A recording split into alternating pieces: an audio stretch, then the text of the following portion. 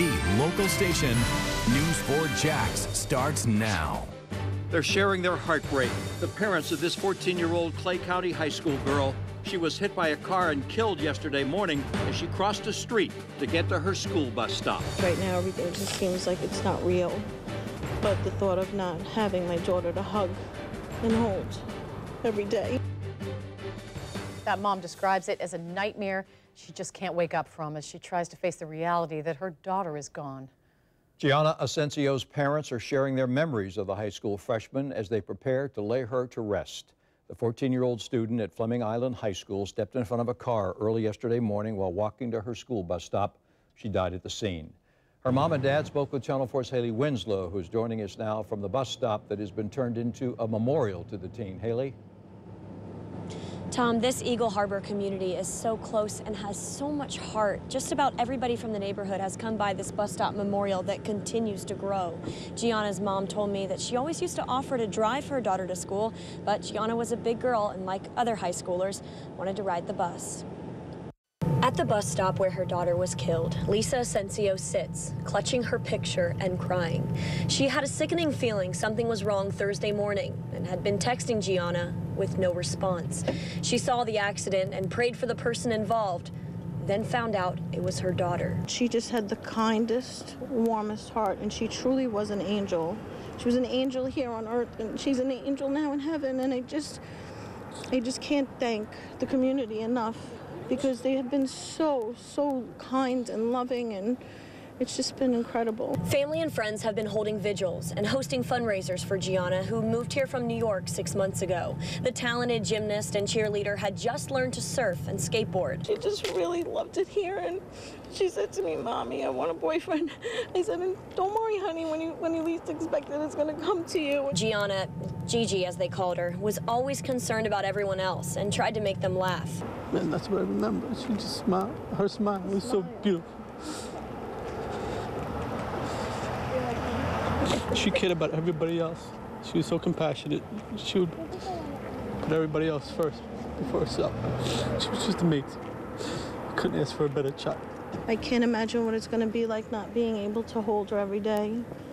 We had the best relationship. The 14-year-old Fleming Island freshman was walking on the crosswalk at Wood Lake Drive on Eagle Harbor Parkway when troopers say she stepped down in front of a car she didn't see. My heart goes out to the man that hit her, because this is something he has to live with for the rest of his life, and I don't blame him, and I'm not angry.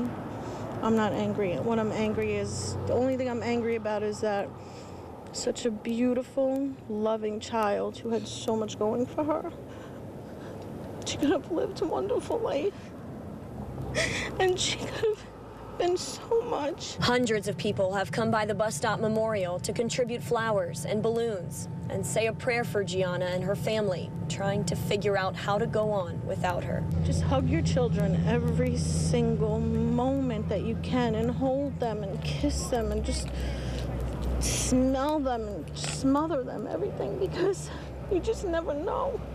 If I would have known that day she walked out the door, I wouldn't have let her go.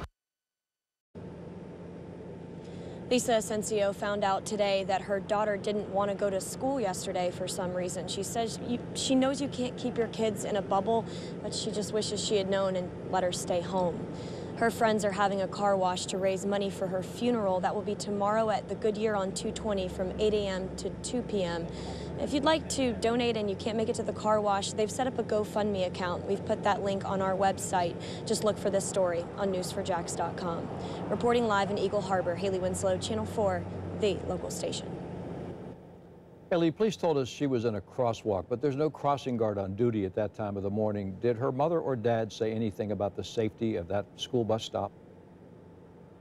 Yes, Tom, she did. She says she's hoping for speed bumps in this area. Even though the driver who hit her didn't appear to be speeding, a lot of people in this neighborhood do speed. She's also hoping for a crossing guard earlier in the morning so that no other parents have to go through this pain and heartache. Hailey Winslow reporting live from Eagle Harbor. Thanks, Hailey. You're watching Channel 4, the local station, home of news4jax.com. The 10 o'clock news starts now. A significant hit. Both sides of the Mathews Bridge still shut down. after it was struck by the United States naval ship Harry L. Martin. We have it shut down indefinitely. Now engineers assessing the damage to a significant portion of the bridge right underneath the roadway. And that means it can't hold the weight. It can't hold the traffic. That leaves drivers scrambling when they're not stuck in traffic. If you use the Mathews Bridge, if possible, try to alternate your starting times. And looking live over the St. Johns River, crews and investigators, they've left for the night, but you can see that Navy transport ship is still there. And just a short time ago, the captain of the port lifted the safety zone in the St. Johns River around the Mathews Bridge. Inspectors determined there is no threat to river traffic passing below. All right, that's the good news tonight. The rest of the story is the bridge will be closed in both directions for days after a huge cargo ship that was being towed slammed into the span. That's very bad news for your morning commute. We have reporters monitoring the traffic now and giving us a preview of what it will be like in the morning. But first, Channel 4's Hailey Winslow is live from Talleyrand with what's developed throughout the day. Hailey? Mary, you know, it's kind of eerie out here. Normally you would hear traffic roaring over the bridge, and it's very quiet, and it's probably going to be that way for quite a while. This will be the most significant delays the city's had in a long time. This is why. A ship hit the Mathews Bridge. It happened at about 2 p.m. Investigators say 4 tugboats were leading the USNS Harry L. Martin from Blunt Island to the other side of the North Florida shipyard so workers could dredge Blunt Island. The 760-foot, nearly 40,000-ton Navy support ship went under the bridge and at the stern didn't fit. The lift ramp on the left side, which is called the port side king post buttress, hit the top of the bridge. The bridge is about 152 feet high. Obviously, it'll fluctuate depending on the tides and where you are on the bridge. Now, the ship, from the water line to the ramp, is 148 feet tall. So that gives the ship about 4 feet of wiggle room.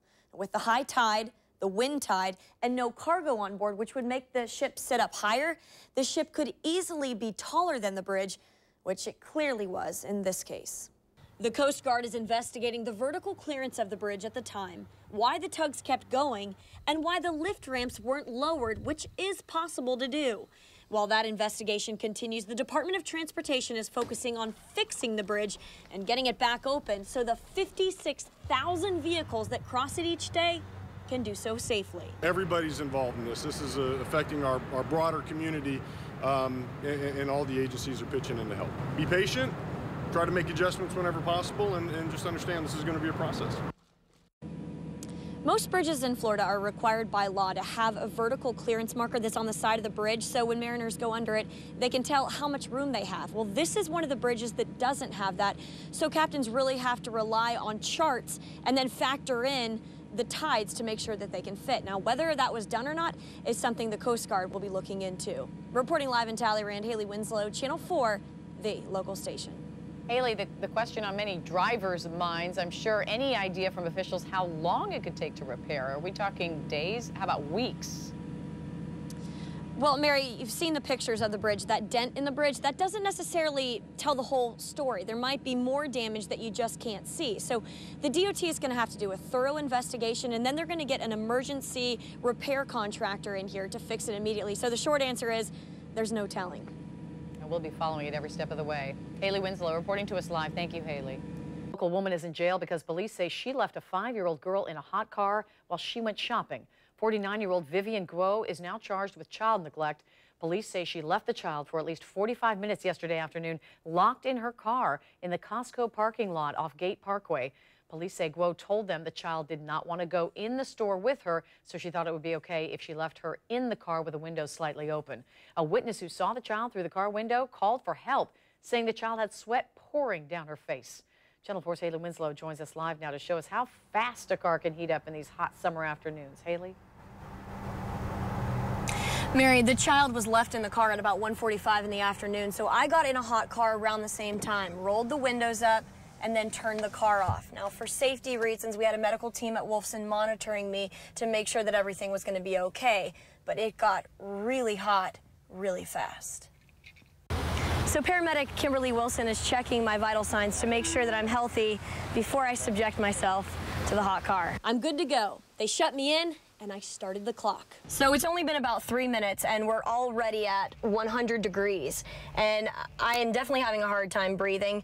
Children's bodies get hotter 3 to 5 times faster than adults, so I can't imagine being a 5-year-old kid stuck in this car right now. We were parked in the sun with the windows rolled up right outside Baptist Hospital downtown. I was surrounded by paramedics and a doctor continued to check on me.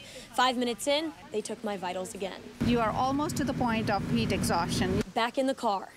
What I didn't realize at the time is the thermometer had stopped working because it got so hot. Our 2 GoPro cameras also shut off because of the heat. 6 more minutes. To be honest with you, I'm starting to get a little panicky. I know I can get out of this car if I need to, but you get to the point where it's getting kind of hard to think.